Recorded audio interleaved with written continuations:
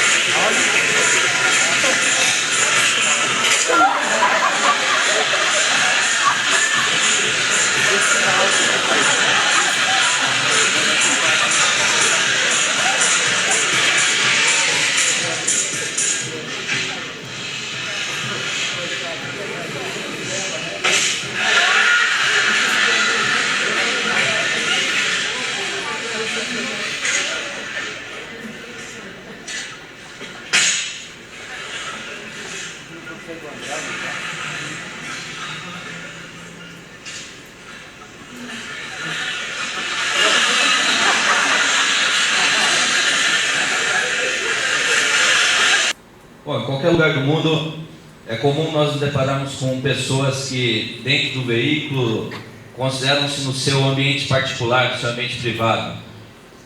E por mais que esse vídeo seja um pouco exagerado, quem trabalha na fiscalização de trânsito se depara com frequência com comportamentos próximos a esse do Mr. Bean. Então o motorista dentro do carro, ele por se achar nesse ambiente privado, acha que pode fazer de tudo. Pode fazer a barba, passar maquiagem, namorar, ler jornal, assistir DVD, conversar com as pessoas pelo celular e assim por diante. E quem trabalha na fiscalização tem justamente a missão de coibir esse tipo de comportamento.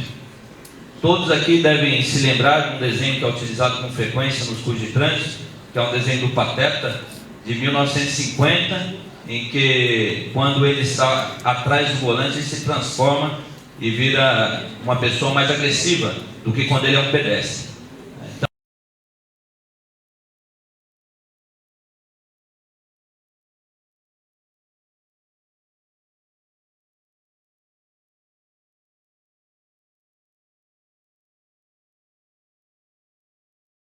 Então há um efeito psicológico, com toda certeza, em relação ao homem dentro do veículo, tendo em vista que a convivência que nós temos com o automóvel é uma convivência recente.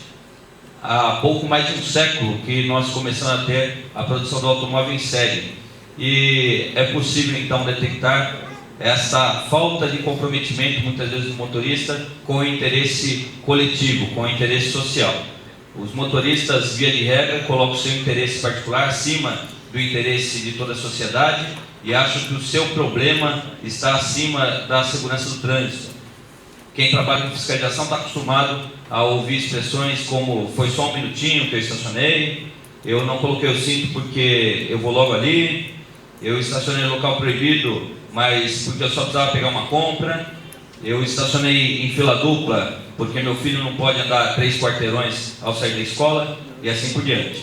Então há necessidade de um comprometimento maior por parte de cada usuário da via pública para evitar justamente essas tragédias que nós vemos todo dia. Quando nós falamos em fiscalização, o Código traz um conceito lá do seu anexo 1, que é importante nós relembrarmos para verificar onde que entra o trabalho da JARI, da Junta Administrativa de Recursos e Infrações, no serviço de fiscalização.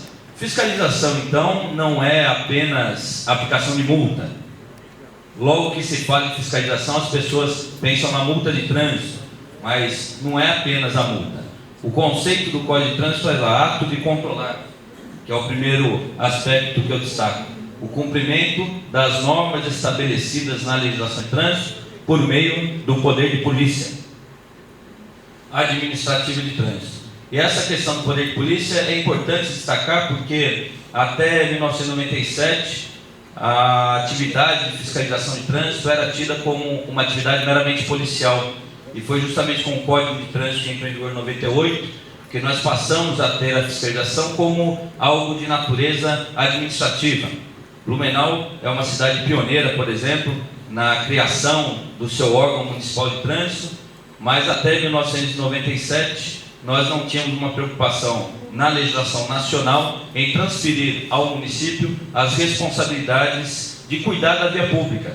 Muito embora a prefeitura fosse responsável por propiciar a via para os seus cidadãos, deixá-la asfaltada, deixá-la sinalizada, não havia a obrigatoriedade legal de fiscalização. Então, é importante destacar aqui no Código, hoje, fiscalização que está também ligada à atividade municipal, é exercida mediante poder de polícia. Até porque muita gente, ao confundir poder de polícia com poder da polícia, não compreende o significado e o alcance dessa expressão. Na verdade, o poder de polícia é uma expressão que se refere a toda a administração pública.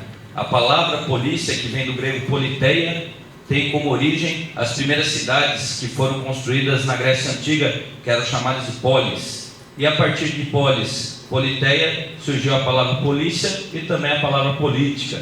Então, na antiguidade, a palavra polícia se referia a tudo o que estivesse relacionado à proteção das cidades. E com o decorrer da evolução social, nós passamos a ter a palavra polícia como um designativo das forças de segurança.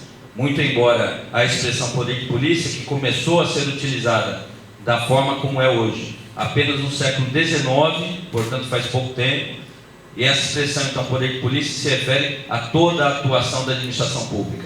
O fiscal da vigilância sanitária tem poder de polícia, o fiscal do comércio ambulante tem poder de polícia, e o fiscal de trânsito também tem poder de polícia. Logicamente que, de acordo com a circunscrição dos órgãos e entidades executivos e rodoviários, e conforme as competências.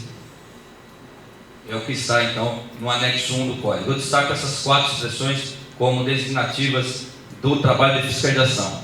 É o ato de controlar mediante o poder de polícia, de acordo com a circunscrição e competência de cada órgão. Portanto, fiscalização não é apenas isso aqui.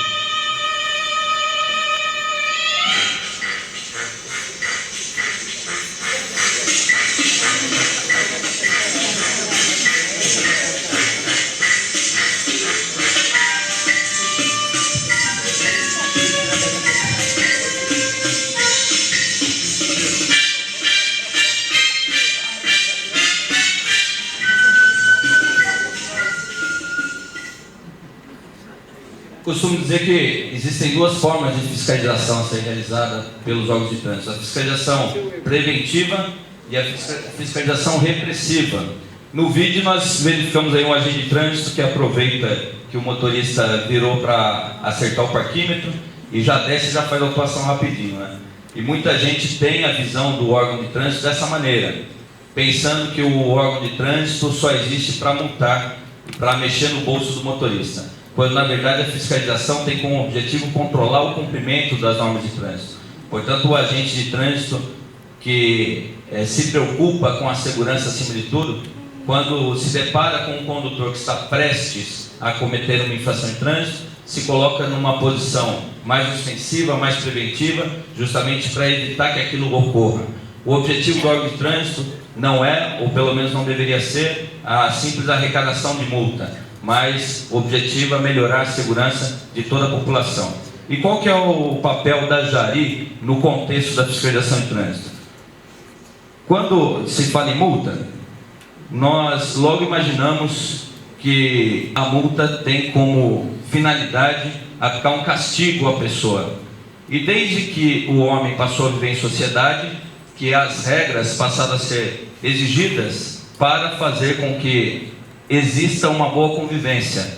E desde que as regras existem, desde que nós temos o ordenamento jurídico na sociedade, nós temos as consequências para o descumprimento da lei. Então, qual é a finalidade da multa de trânsito? Ela tem uma finalidade de punição ou de reeducação. É muito comum as pessoas separarem educação de fiscalização de trânsito, como se, quando se fiscaliza, também não se educasse. Concordo com o senhor prefeito municipal, a educação deve vir desde a escola, e acredito que todos aqui têm o mesmo pensamento, porque trabalham ativamente com isso. Muitos dos senhores trabalham diretamente com a área de formação dos nossos condutores, dos nossos alunos, e esse trabalho de educação é fundamental. Mas será que a multa serve apenas para punir ou também para reeducar? E se a gente analisa a multa de trânsito como uma sanção administrativa, diferente da sanção penal, em que eu destaco as seguintes peculiaridades: a multa de trânsito não é uma pena aplicada pelo juiz. Apesar do juiz, no exercício da sua função jurisdicional, também aplicar multas, penas pecuniárias, a multa aplicada num processo, por exemplo, tem uma finalidade diferente da sanção administrativa. A sanção administrativa é aplicada por um órgão do Poder Executivo. E sendo uma sanção administrativa, entende-se que o objetivo dela não é punição, mas reeducação. E reeducação aqui no sentido de mudança de comportamento. O objetivo da multa de trânsito não é castigar o infrator pelo que ele fez, mas sim fazer com que aquele comportamento não se torne a ocorrer no futuro, seja por aquele motorista que foi multado, seja pelos outros motoristas que estão verificando, estão olhando, estão visualizando a atuação do órgão de trânsito. É muito comum, quando o agente de trânsito está autuando, os outros motoristas que passam ali já falam para quem está com um passageiro no carro, por exemplo, está vendo? Falei que não podia estacionar ali, estão guinchando o carro, ou seja, as pessoas olham o trabalho do órgão de trânsito para fim de mudar o seu comportamento no futuro. Basta verificar que o cinto de segurança passou a ser obrigatório nas vias urbanas com o atual Código de Trânsito, anteriormente era obrigatório só nas rodovias, e hoje, apesar disso, nós vemos muitas pessoas sem o cinto. Entretanto, já há uma utilização mais frequente desse equipamento de segurança. Mas mesmo aqui, nessa plateia, os que usam o cinto de segurança em todo o veículo, seja no banco da frente, seja no banco de trás, eu tenho certeza que quando entra no banco de trás e vão colocar o cinto, o motorista fala: você está louco aí? Não precisa. Então não há a imagem de que no banco de trás precisa usar o cinto de segurança. E o cinto é obrigatório em todos os bancos e é importante para todos os ocupantes do veículo. Por que as pessoas, mesmo utilizando no banco da frente, acham que não é necessário no banco de trás? Porque não internalizaram a possibilidade de serem multadas. Essa é a verdade. Então, mesmo que a pessoa diga que é consciente do benefício do cinto, o fato é que no banco da frente todos já internalizaram a possibilidade de serem multados, no banco de trás não, porque é mais difícil visualizar, os órgãos de trânsito normalmente não cobram. Então a multa também tem o objetivo de mudar o comportamento. Não é o objetivo de aplicar um castigo, mas sim que educar o motorista. Nós temos então no direito sancionatório duas finalidades das sanções. A finalidade retribucionista, que é aquela que se verifica nas sanções penais, ou seja, a finalidade de uma pena privativa de liberdade, por exemplo, é retribuir ao cidadão o mal que ele causou à sociedade. Então, o Estado, como responsável por manter a ordem, retribui àquela pessoa que transgrediu as normas uma consequência juridicamente prevista. Já na multa de trânsito, a finalidade é a utilitarista, ou seja, existe uma utilidade para a aplicação da multa. Não é retribuir o mal àquela pessoa, mas proporcionar uma mudança de comportamento, como eu havia falado anteriormente. É por isso que as sanções administrativas, como as multas de trânsito, acabam até sendo aplicadas àquele que não cometeu a infração. A multa hoje, pela legislação, é atribuída ao registro do veículo, mesmo que não seja aquele proprietário que cometeu a infração, que é algo questionável, mas que tem uma relação com a finalidade da multa de trânsito. E seguindo a mesma linha de raciocínio, será que a finalidade da multa é para o passado, ou seja, ela é porque ocorreu alguma coisa, ou para o futuro, para alguma finalidade? E seguindo o mesmo raciocínio, podemos dizer então que a multa de trânsito tem uma finalidade para o futuro, para algum objetivo. A multa de trânsito não deve ser vista como um elemento apenas de punição, como um elemento de aflição ao indivíduo que praticou a infração de trânsito, mas tem como finalidade justamente essa mudança de comportamento dos usuários. Dentro dessa estrutura da multa de trânsito, onde que entra o trabalho da Jari? Porque quem aplica a multa efetivamente é o órgão executivo de trânsito ou rodoviário, ao qual está vinculada a junta de recursos. O processo administrativo de trânsito, então, começa lá no CTB, no artigo 280, que estabelece: ocorrendo infração prevista na legislação de trânsito, lavrar-se-á auto de infração. Portanto, no ciclo da fiscalização de trânsito, tudo se inicia com a elaboração do auto pelo agente de trânsito, seja ele um civil ou um policial militar. Por isso que o policial militar, o agente de trânsito, não multa as pessoas, muito embora esta expressão seja vulgarmente utilizada. Ele apenas constata aquela infração e, por meio da autuação, leva ao conhecimento da autoridade de trânsito para que ela julgue a consistência do auto e aplique a penalidade cabível. E no Código de Trânsito, a partir do artigo 280, nós temos aí total de apenas 11 artigos, e o 290 encerra todo o processo, dizendo que a apreciação do recurso previsto no artigo 288, que é o recurso de segunda instância, encerra a instância administrativa de julgamento de infrações e penalidades. Portanto, do artigo 280 ao 290, nós temos no Código de Trânsito as regras necessárias para o processo administrativo de trânsito, Vejam que eu grifei aqui a palavra administrativa, porque dentro do poder executivo, que é onde nós encontramos a Jari, o CETRAN, a Autoridade de Trânsito, nós não podemos dizer que o julgamento realizado por esses órgãos tem uma força de transitar em julgado, que é a expressão que se utiliza no direito, para dizer que não cabe mais recurso. E por isso que nós não podemos dizer isso, porque nós temos no nosso país o princípio da jurisdição única. A jurisdição única do Brasil, que é o modelo inglês, é diferente do modelo francês, em que há a possibilidade de órgãos do poder executivo determinarem com força terminativa as decisões em relação aos direitos das pessoas. E já no ordenamento jurídico brasileiro, nós temos no artigo 5º, inciso 35 da Constituição Federal, a seguinte disposição: a lei não excluirá da apreciação do Poder Judiciário lesão ou ameaça a direito. Portanto, independente da pessoa entrar com recurso administrativo, independente se ele já foi julgado em todas as instâncias, independente se ainda está pendente de análise em qualquer das instâncias recursais, qualquer cidadão pode, a qualquer momento, entrar com ação na justiça pleiteando uma declaração de nulidade das multas, justamente porque apenas o Poder Judiciário exerce no nosso país o que se chama de função jurisdicional, que é a função de dizer o direito. Dessa forma, a Jari, apesar de julgar os recursos, ela não exerce a função de dizer o direito de forma terminativa.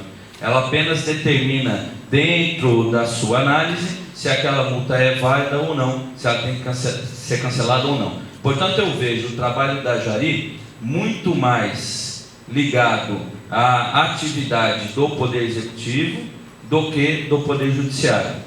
Ou seja, o papel da Jari no ciclo da fiscalização de trânsito é permitir, com uma análise cuidadosa, se aquela multa aplicada pelo órgão de trânsito está correta ou não. Então a Jari tem um trabalho dentro do próprio órgão de trânsito para garantir a lisura, a legalidade da sua atuação. Então, quando se fala em junta de recurso, nós não podemos separá-la da atividade dos órgãos do Sistema Nacional de Trânsito. Qual que é a competência da Jari pelo Código de Trânsito? No artigo 17, nós temos 3 incisos que estabelecem que a Jari deve, primeiro, julgar os recursos. Aliás, essa é a única competência. Não dá para se falar que as outras duas são competências da Jari, mas foi assim que o artigo 17 estabeleceu. Eu entendo que essas duas expressões posteriores são muito mais procedimentos que fazem parte do julgamento de recursos. Mas o artigo 17 do Código colocou, inciso 1, julgar os recursos. Inciso 2, solicitar esclarecimentos aos órgãos quando houver dúvidas se aquela multa está correta ou não. Então é muito comum a Jari encaminhar o ofício à Polícia Militar, à Polícia Rodoviária, aos agentes de trânsito. E na época que eu trabalhava na fiscalização de trânsito, na Polícia Militar do Estado de São Paulo, muitos policiais que trabalhavam comigo, ao receber esse tipo de solicitação, achavam que o trabalho deles estava sendo questionado, achavam que a Jari não estava confiando no trabalho dele, não estava acreditando no que ele fez, quando na verdade a Jari tem por obrigação solicitar informações. E isso não objetiva acarretar punição para aquele que trabalhou. Isso pode até ocorrer se for detectada alguma irregularidade mais grave. Mas o trabalho da Jari é justamente buscar a verdade real, já que o agente de trânsito tem o que nós chamamos em direito administrativo de presunção de legitimidade. É uma presunção que é relativa, ou seja, que pode ser admitida a prova em contrário, mas que, quando a Jari fica em dúvida, ela deve solicitar esclarecimentos. E, em contrapartida, deve encaminhar informações sobre problemas detectados com frequência. Quando se verifica que, por exemplo, um determinado local, todas as multas estão sendo canceladas por falta de placa, ou quando se percebe que o agente de trânsito está errando determinada anotação no auto de infração, é responsabilidade da Jari informar esses problemas ao órgão de trânsito para que se resolva. Até porque, quando se fala em Sistema Nacional de Trânsito, o objetivo é justamente proporcionar uma atuação sistêmica na área de trânsito no nosso país, assim como já ocorria em relação ao meio ambiente. E nessa atuação sistêmica, uma das suas características é que haja uma coesão, uma coerência entre os diversos órgãos de trânsito. Então não adianta a Jari ficar remando para um lado e o órgão de trânsito para o outro. A Jari é independente, mas ela deve solicitar informações aos órgãos, auxiliá-lo na tomada de soluções. Embora a Jari seja composta por representantes também da sociedade, não há como se falar que o representante do órgão de trânsito que representa o interesse da arrecadação e o representante da sociedade que representa o interesse dos multados, no sentido de que aquele representante da sociedade vai querer sempre o deferimento e o representante do órgão de trânsito sempre o indeferimento. Essa é uma visão errônea do sistema. A ideia é que todos, de acordo com as suas atividades profissionais, tenham a oportunidade de trazer as colocações que consideram suficientes para a análise mais correta do recurso. Eu vou passar um vídeo agora que foi bem interessante. O seguinte: eu participei do CETRAN de São Paulo durante 5 anos, de 2003 até o ano passado. E aí teve um recurso que me chamou bastante atenção, que era de um motorista que foi multado por transitar em locais e horários não permitidos, na cidade de Santo André, que fica na Grande São Paulo. Ele entrou com um recurso falando que a placa estava mal colocada, perdeu o recurso em primeira instância e recorreu em segunda. Na segunda instância, ele juntou um vídeo para mostrar visualmente o que estava acontecendo lá. Porque aquele que julga recurso, principalmente em segunda instância, ele muitas vezes não tem condições de saber exatamente o que aconteceu no dia do fato. Existem casos em que a pessoa chega até a mandar a foto do carro para demonstrar que ele está correto, e na foto do carro ele deu uma maquiada, né? Quem julga recurso sabe disso. Então o julgador tem que analisar com muita clareza todas essas questões. Mas esse vídeo me despertou a atenção. Confesso que quando eu peguei o processo, estava lá o DVD junto da pasta. Eu fiquei até preocupado de colocar no computador, vai que é vírus, né, que ele estava me mandando. Mas analisei o vídeo e vou mostrar para os senhores como que ele fala com o julgador.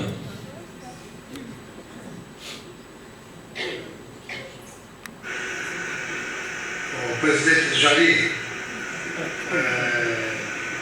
fiz questão de fazer um filme no centro da cidade, na Praça do Carmo, onde a minha esposa teve uma multa de trânsito quando deixou minha sogra, que tem 86 anos, lá para entrar na igreja. Demorou acho que uns 3 minutos para entrar e sair.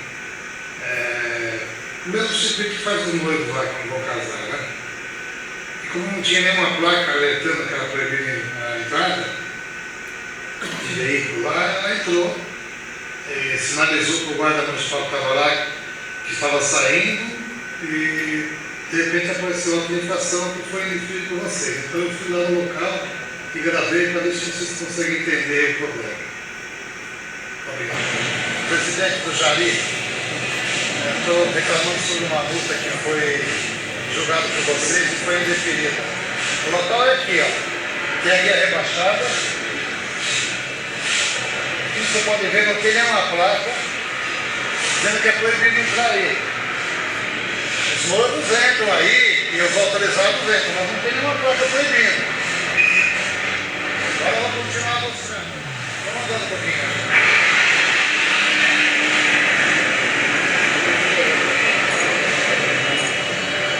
Vamos atravessar a rua.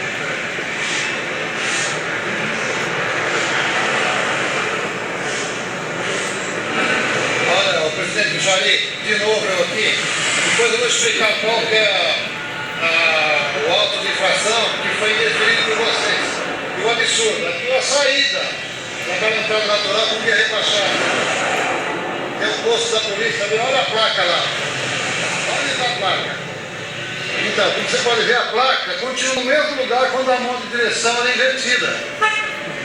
Ninguém teve a paciência de verificar a minha reclamação e ver que foi mudado só o sentido de direção, mas não foi mudada a placa. Então, indeferido, quer dizer, isso é um excesso de falta de consideração com o motorista. Isso é interessante trazer esse vídeo para mostrar a simplicidade da pessoa que recorre muitas vezes não assistida por advogado, já que não é uma necessidade do processo administrativo, e muitas vezes a pessoa não se conforma de ter o seu recurso indeferido, quando para ela a situação está tão clara, como é a que ele acabou transparecendo no vídeo. Então, realmente, a placa está instalada no outro lado, no lado da saída. Quem entra na guia rebaixada, que já acaba induzindo o motorista a utilizar aquela passagem, não sabe que ali é proibido o trânsito de veículos automotores. Portanto, aquele que julga recurso é justamente o responsável por avaliar se a aplicação da lei está sendo feita de maneira correta. Não que isso significa que ele deve ser um ouvidor do órgão de fiscalizador ou um corregedor daquele que fiscaliza o trânsito, mas sim que ele deve apoiar. Muitas vezes aquele que fiscaliza o trânsito não percebe determinados erros e cabe a Jari, portanto, promover o cancelamento da multa quando for irregular. O funcionamento da Jari hoje está previsto nas seguintes normas legais. Primeiro, o artigo 18 do CTB, que trazia qual era a composição das juntas de recursos, foi vetado, com o argumento de que, ao dispor sobre a composição das juntas de recurso, a lei estaria ferindo a autonomia dos entes federados. E por conta disso, algumas questões que se encontravam no artigo 18, infelizmente, não se encontram na lei. Um dos parágrafos do artigo 18 obrigava que aquele que participa de junta de recursos comprove conhecimento na área de trânsito, fazendo uma prova de capacitação e mostrando pelo menos 70% de aproveitamento da prova. Isso hoje não é mais exigido, porque no projeto de lei original foi retirado do código. E, portanto, há muitas jaris em que os seus participantes não têm o conhecimento que se espera de alguém que vai julgar recurso. Eu acredito que nessa plateia, aqueles que julgam recurso já demonstraram, só pelo fato de ter vindo até o seminário, que tem uma mentalidade diferente. Mas eu já vi muitos casos julgando recurso em segunda instância, em que o julgador de primeira ou não leu o recurso ou não deu nenhuma atenção ao solicitante. Um caso, por exemplo, que me chamou a atenção foi de um veículo que havia sido multado, mas no auto de infração constava um veículo totalmente diferente. A placa era a mesma, mas, por exemplo, no auto de infração estava um Corsa branco e o carro dele era um Gol preto, algo bem distinto assim, tanto em relação à marca modelo quanto em relação à cor. E o recorrente, de uma forma bem simples, bem concisa, colocou: esse veículo não é meu, está aqui o auto de infração, está aqui a cópia do meu documento. E o julgador de primeira instância fez o relatório dele escrevendo assim: alegações não convencem, indeferido. Não dá para entender como que ele consegue fazer um relatório desse. E aí, no recurso de segunda instância, o recorrente ainda se manifestou da seguinte forma: sou um professor que ensino aos meus alunos que nesse país ainda existe justiça. Por favor, não me desmintam. Escreveu isso no recurso de segunda instância. Fiquei comovido com a forma de expressão dele. Logicamente, o recurso foi deferido porque ele não tinha outra alternativa para uma situação como essa. É importante, então, que aquele que julga recurso, muito embora o código não estabeleça a necessidade de informação demonstrada em prova, que ele tenha essa preocupação de garantir os direitos das pessoas. Hoje, o regimento interno de cada junta tem as suas diretrizes determinadas pela resolução número 233 de 2007. Às vezes me perguntam, por exemplo, pode um policial militar participar de junta de recursos? A resposta é: depende. Porque as diretrizes do CONTRAN apenas estabelecem parâmetros gerais e cada jari deve ter o seu regimento interno. Se não tem, já está errado, porque deveria ter um regimento interno. E no regimento interno podem ser colocadas vedações para a participação nas juntas. Entre elas, a proibição daquele que trabalha diretamente na fiscalização de trânsito. É um exemplo trazido pela resolução 233, mas que depende estritamente do regimento interno de cada junta. Eu, particularmente, entendo que é favorável a participação de policiais militares e agentes de trânsito nas juntas de recursos, porque, por experiência própria no CETRAN, eu percebia que aqueles que não trabalhavam na área de fiscalização desconheciam, muitas vezes, o comportamento do motorista. Às vezes até deixa-se levar pela sua argumentação, pela sua dialética. E quem trabalha na fiscalização sabe que muitas vezes o motorista está querendo arrumar uma forma de enganar o julgador. Teve uma vez que eu peguei um recurso em que uma moça falou que ela não tinha passado o semáforo vermelho. Ela ficou em cima da faixa de pedestre e deu ré para não atrapalhar a faixa. E para comprovar a declaração dela, juntou uma declaração de um senhor que, segundo ela, estava no local no dia dos fatos. Não sei como é que ele localizou depois, mas juntou. Juntou uma declaração da filha de 16 anos e uma declaração da filhinha de 7 anos. E aí era uma letrinha tremida de criança, escrito assim: apesar da minha pouca idade, sei que minha mãe não passou o farol. Ela ficou em cima da faixa e deu ré. Era a declaração da filha de 7 anos.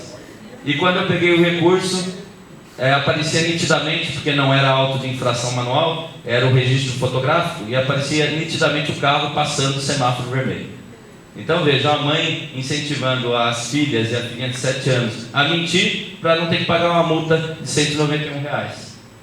Então o julgador, muitas vezes, ele não tem condições de aceitar aquele argumento do motorista. O motorista vai reclamar, vai chiar depois, mas o julgador não tem como aceitar. Por isso que vale a presunção de legitimidade do agente de trânsito quando não for oferecida uma prova cabal contrária àquilo que foi alegado. E nós temos no processo administrativo 3 resoluções principais. A resolução 149 de 2003, que entrou em vigor em julho de 2004 e que trouxe importantes mudanças no processo, entre elas a necessidade de dupla notificação, porque até então a lei não estabelecia expressamente essa obrigatoriedade. Na 159 passou a ser obrigatória a notificação da autuação e depois a notificação da penalidade, e foi também com a 159 que se implantou a defesa da autuação, chamada por alguns de defesa prévia, em que o interessado tem condições de solicitar à autoridade de trânsito que não seja aplicada a multa, ou seja, ainda não é uma fase recursal, é uma fase de julgamento da consistência do auto de infração, em que a autoridade pode decidir ou não se aplica aquela multa, analisando os apelos do motorista. A resolução 182 de 2005, que é específica para o processo administrativo de suspensão do direito de dirigir, e a resolução 299 de 2008, que entra em vigor no dia 30 de junho, no final desse mês, revogando a resolução 239. Então essa resolução apenas traz alguns parâmetros sobre a interposição de recursos, especificamente sobre os documentos que devem ser juntados nos recursos administrativos de trânsito. Até então vigora a resolução 239 e no dia 30 de junho agora desse ano, a 299 entra em vigor. Então hoje o funcionamento da Jari é regulado por essas disposições legais.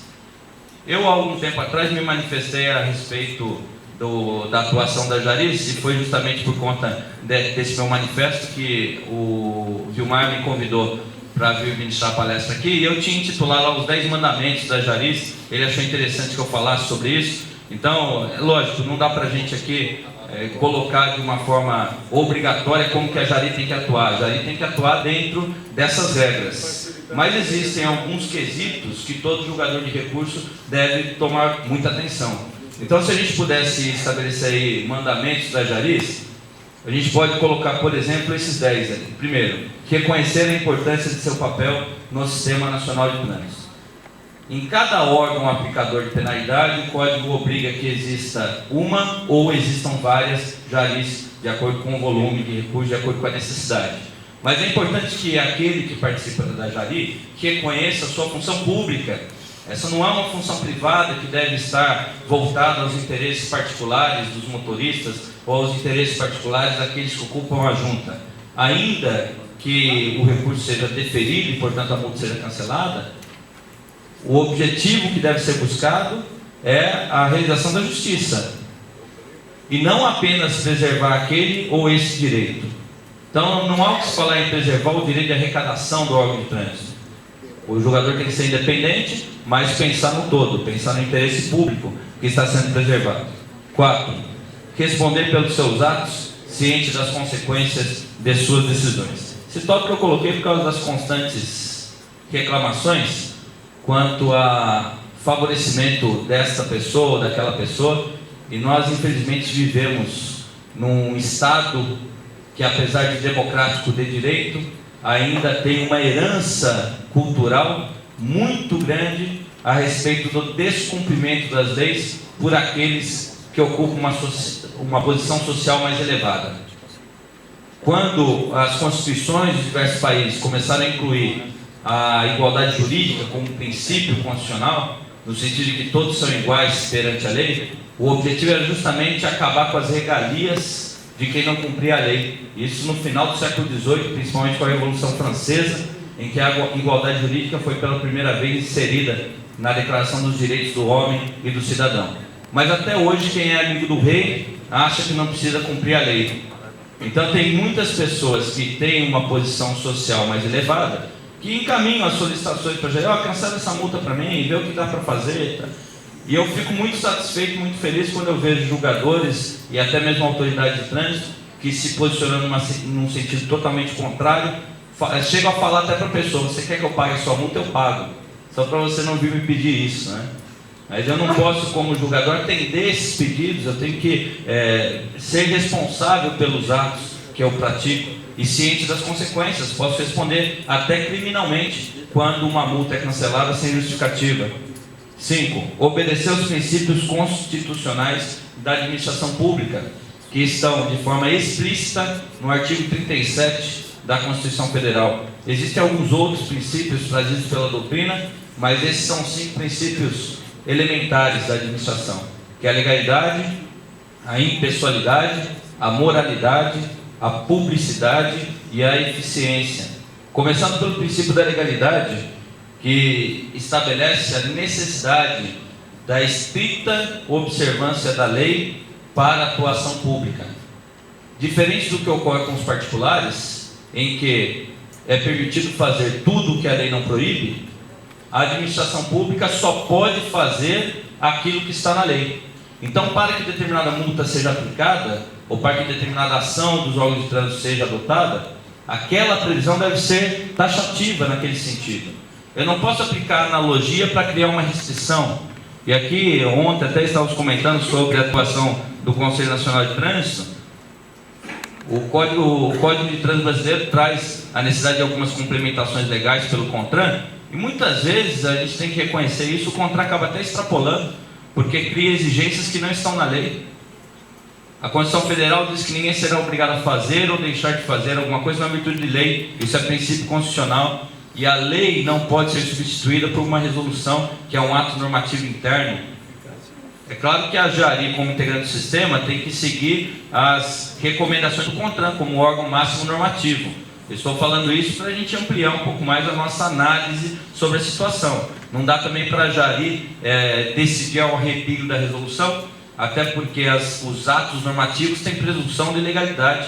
Então, se eles forem editados, presume que estão dentro da lei. Mas cabe questionamento jurídico sobre a validade de muitas resoluções do CONTRAN. O princípio da impessoalidade, que exige o tratamento igualitário a todas as pessoas.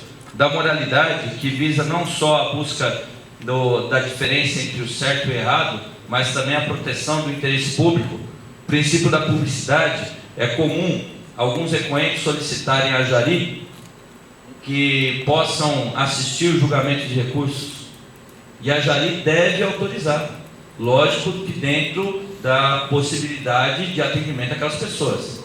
Não dá para aceitar 100 pessoas numa sala que cabe só 5. E as 100 pessoas que vão querer assistir o recurso, levar testemunho e tudo mais, ocupar todo aquele espaço. Mas dentro da possibilidade, o ato deve ser público. E o princípio da eficiência, que não foi incluído na Constituição de 88, mas 10 anos depois por emenda constitucional, mas que procura atingir um serviço público com mais qualidade. 6. Entender que a sua decisão está sujeita ao reexame, em segunda instância e na Justiça. O Código de Trânsito prevê a segunda instância, tanto no caso do deferimento da multa, em que a autoridade de trânsito pode recorrer, quanto no caso do indeferimento, em que o infrator pode recorrer novamente. E para as multas ou para as penalidades estaduais e municipais, o órgão julgador de segunda instância é o CETRAN. Mas é comum a Jari, principalmente quando a autoridade recorre contra a sua decisão, tem julgador que se sente atingido pessoalmente por aquele recurso. Fala para a autoridade: não está confiando no meu trabalho. Na verdade, a própria lei admite essa possibilidade de recurso. O julgador não pode se sentir melindrado, porque a sua decisão foi reexaminada, seja na instância administrativa, seja no Poder Judiciário, que também pode vir a ocorrer. Aqui, dificilmente a pessoa entra com uma ação na Justiça para cancelar uma multa de trânsito. Quando é indeferido na instância administrativa, ele deixa o seu direito de lado, embora a Constituição permita o acesso ao Poder Judiciário. 7. Atender as pessoas como gostaria de ser tratado. Esse é um princípio elementar de civilidade, em que eu tenho falado com muita frequência nos cursos que eu ministro para o serviço público, porque diferente do que a gente vê na iniciativa privada, principalmente aqueles que trabalham na área comercial, na área de vendas, em que o tratamento é primordial para o seu ganho financeiro, no serviço público tem muita gente que trata o indivíduo de qualquer maneira, porque isso não vai mudar em nada o seu salário no final do mês. E o princípio da eficiência busca justamente uma prestação de serviço com uma maior qualidade, inclusive melhorando a forma de tratamento das pessoas. É comum nós irmos a alguns órgãos públicos em que somos mal atendidos e quando reclamamos, o atendente mostra uma plaquinha na parede escrito desacatar funcionário público no exercício de suas funções, querendo intimidar o munícipe no sentido de não reclamar da prestação do serviço. Mas aquele que julga recurso, ele exerce uma função temporária. Amanhã ou depois ele pode não estar mais ali. Amanhã ou depois ele pode precisar da junta de recursos. É importante que aquele que julga esteja preocupado com a forma de tratamento para defender a justiça. Se a pessoa vai lá procurar o julgador de recursos, tratá-lo com atenção, com civilidade, é isso que a população espera de nós. 8. Exigir tratamento adequado por parte dos recorrentes. Em alguns recursos, nós vemos manifestações do recorrente contra a atividade policial, contra a atividade de fiscalização, às vezes até de forma contundente, de forma agressiva, de forma até a cometer crime. Por exemplo, crime de calúnia, crime de ameaça, crime de comunicação falsa de crime. Eu já peguei recurso em que a pessoa juntou um boletim de ocorrência que pelo histórico dava para perceber que aquele BO tinha sido forjado. Ele juntou um boletim dizendo que a moto dele havia sido furtada, justamente para tentar justificar a multa que tinha sido aplicada 15 minutos antes do horário do BO. E aí o que eu fiz? Mandei para a delegacia de polícia que fez o boletim, solicitando instauração de inquérito para comunicação falsa de crime. A Jari não pode aceitar a argumentação do recorrente sem prestar atenção a esses detalhes. Se cometeu um crime de calúnia, por exemplo, deve levar ao conhecimento da autoridade de polícia judiciária. Se aquilo vai gerar ou não um procedimento, não sei. Teve um outro recurso que me chamou a atenção uma vez, que o rapaz foi multado por passar sobre a calçada, e ele alegava que ele passou realmente sobre a calçada para entrar num posto de gasolina. E ele colocava um determinado trecho do recurso dele assim, frase: a não ser que pela mente sombria do mentecapto autuante, o acesso ao posto se fizesse por via aérea, ou ele é mais um dos muitos instruídos a extorquir o bolso do contribuinte. Eu até guardei a frase dele, que me chamou a atenção. Claro que não chegou ao ponto ali de um desacato contra o agente de trânsito, tal, mas me chamou a atenção na forma como ele se dirigia ao agente de trânsito. Num recurso em que, por exemplo, a pessoa alega que foi multada só porque o agente de trânsito pediu dinheiro para ele e ele não deu, isso é um caso grave, que tem que ser apurado, tanto para um lado quanto para o outro. Se realmente houve ali a corrupção, tanto ativa quanto passiva, ou se há calúnia por parte daquele motorista. Isso tem que ser apurado. 9. Motivar sempre a sua decisão. E aí eu coloquei de forma grifada a palavra sempre, porque é comum nós vermos recursos em que o julgador coloca simplesmente deferido ou indeferido, alegações insubsistentes ou expressões vagas. A motivação é um elemento necessário para permitir ao condutor aceitar aquela decisão ou recorrer contra ela. Como é que a pessoa vai recorrer contra algo que não sabe por que foi decidido daquela forma? Aliás, as leis que regulam o processo administrativo, tanto federal, pelo menos em São Paulo, a lei estadual também, prevêem como um dos princípios do processo administrativo a motivação. Isso é elementar para que o trabalho da Jari seja respeitado. E por último, 10, lutar pela profissionalização do setor, buscando garantir o direito ao trânsito seguro, que é justamente o objetivo maior do Sistema Nacional de Trânsito e que muitas vezes não é valorizado por aqueles que têm uma relação direta com o serviço dos órgãos de trânsito, justamente pela falta de profissionalização. Eu fico muito feliz quando eu sou convidado para ministrar esse tipo de palestra e chego aqui, tem um auditório lotado, como o Dr. Luiz Antônio mencionou, que há tempos atrás um outro evento não tinha tanta gente, mas o CETRAN tem conseguido trazer esse pessoal para cá. E apesar de eu ter feito parte do CETRAN de outro estado, eu admiro muito o trabalho do CETRAN aqui do estado de Santa Catarina, justamente por essa preocupação de levar a profissionalização para os que atuam no trânsito, de proporcionar as discussões sobre os assuntos relevantes na nossa área, por divulgar os seus pareceres, propiciando justamente essa discussão, esse debate, que acaba enriquecendo todos nós, tá certo?